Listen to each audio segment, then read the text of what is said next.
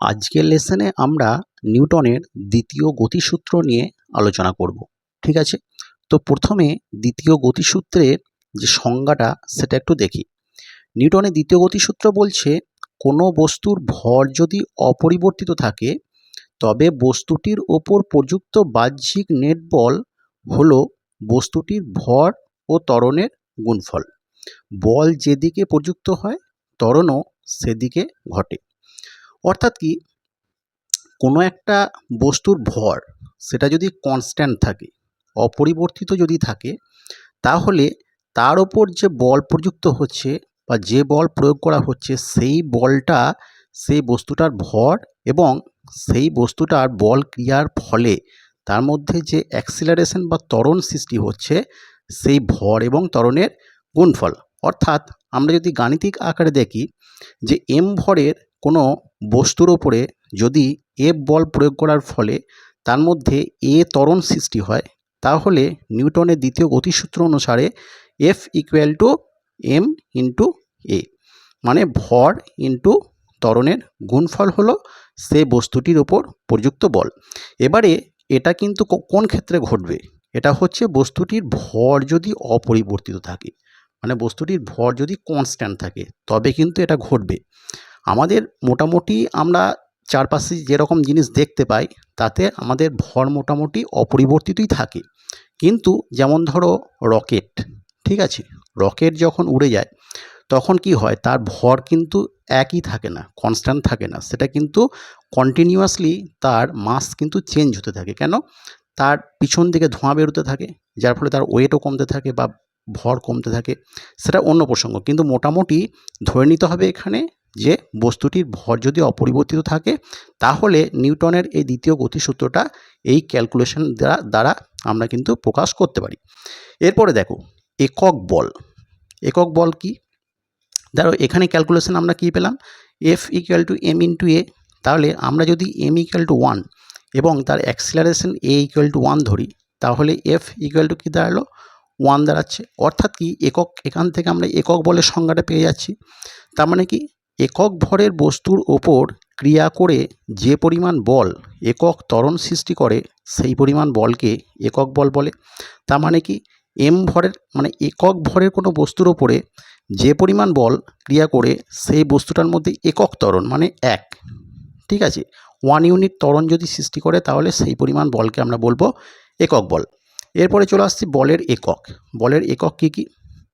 CGS পদ্ধতিতে বলের একক আমরা ডাইন দ্বারা প্রকাশ করি, ডিওয়াইএনই, এবং এসআই পদ্ধতিতে বলের একক আমরা নিউটন দ্বারা প্রকাশ করি। 1 ডাইন সমান কি হয়? 1 ডাইন মানে কি, 1 গ্রাম ভরের কোনো বস্তুর উপরে যদি মানে যে পরিমাণ বল ক্রিয়া করে 1 সেন্টিমিটার পার সেকেন্ড স্কোয়ার ত্বরণ সৃষ্টি হয়, সেটা হচ্ছে 1 ডাইন।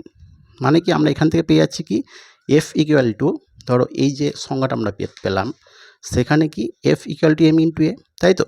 তার মানে সেখান থেকে আমরা 1 ডাইন সমান 1 gram into 1 centimetre per second square, ঠিক আছে। এবার যদি বলা হয় 1 ডাইন, ডাইনের সংজ্ঞা যদি বলা হয় তাহলে কি বলবে, যে 1 গ্রাম ভরের কোনো বস্তুর উপর যে পরিমাণ বল প্রয়োগ করা হলে বস্তুটার মধ্যে 1 সেন্টিমিটার পার সেকেন্ড স্কোয়ার ত্বরণ সৃষ্টি হয়, সেই পরিমাণ বলকে 1 ডাইন বলা হয়। একই রকমভাবে এসআই পদ্ধতিতে বলের এককটা কি? নিউটন। সিজিএস পদ্ধতিতে কি বললাম, বলের একক হচ্ছে ডাইন দ্বারা প্রকাশ করা হয়, আর এসআই পদ্ধতিতে বলের একক হচ্ছে নিউটন। এবার এই নিউটনের সংজ্ঞাটাকে দেখো। 1 কেজি ভরের কোনো বস্তুর উপর যে পরিমাণ বল প্রয়োগ করা হলে বস্তুটির মধ্যে 1 মিটার পার সেকেন্ড স্কোয়ার ত্বরণ সৃষ্টি হয়, সেই পরিমাণ বলকে 1 নিউটন বলা হয়। অর্থাৎ এখান থেকে ধরো দ্বিতীয় যে সূত্রটা রয়েছে সেখান থেকে আমরা এটাকে প্রতিষ্ঠা করতে পারবো, তাই তো, যে F equal to M A. অর্থাৎ এসআই পদ্ধতিতে দেখা যাচ্ছে এম ভর, এমটা কি এখানে ভর, তাহলে 1 কেজি ভরের কোনো বস্তুর ওপরে যে পরিমাণ বল প্রয়োগ করা হলে সেই বস্তুটার মধ্যে এ হচ্ছে ত্বরণ, মানে 1 মিটার পার সেকেন্ড স্কোয়ার ত্বরণ সৃষ্টি হয়, সেই পরিমাণ বলকে আমরা 1 নিউটন বলবো। তাহলে 1 নিউটন সমান কত? 1 নিউটন সমান 1 KG into 1 metre per second square, ঠিক আছে। এরপর আমরা চলে আসছি যে নিউটন এবং ডাইন এর মধ্যে সম্পর্ক কীভাবে নির্ণয় করবে। খুবই ইজি। 1 নিউটন সমান আমরা কত পেলাম? 1 নিউটন সমান 1 KG into 1 metre per second square. এবারে 1 কেজি মানে কত? 1 কেজি মানে 1000 গ্রাম, আর 1 মিটার মানে কত? 100 centimetre, 100 centimetre per second square. তাহলে আমরা যদি এটাকে একসঙ্গে করি, তাহলে এখানে 1000 ইন্টু 100 গ্রাম সেন্টিমিটার, গ্রামটাকে আমি এদিকে নিয়ে চলে এলাম, গ্রাম সেন্টিমিটার পার সেকেন্ড স্কোয়ার। তাহলে দেখো 1 ডাইন সমান কত? 1 ডাইন সমান হচ্ছে 1 gram per into 1 centimetre per second square. তাহলে আমরা এই অংশটাকে gram centimetre per second square, এটাকে আমরা ডাইন লিখতে পারি। তাহলে কি হলো? 1 নিউটন সমান, দেখো এখানে কটা শূন্য, এখানে 3টা আর এখানে 2টো, তাহলে 10 টু দি পাওয়ার 5। তাহলে 1 নিউটন সমান 10 টু দি পাওয়ার 5 ডাইন। ঠিক আছে, তাহলে নিউটনের সঙ্গে ডাইনের সম্পর্ক তোমরা দেখতে পেলে। এরপরে হচ্ছে বলের মাত্রা। ঠিক আছে, বলের মাত্রা আমরা ডাইমেনশন অফ ফোর্স আমরা কীভাবে নির্ণয় করব? আমরা নিউটনের দ্বিতীয় গতিসূত্র থেকে আমরা কি পেয়েছি? F equal to M into A.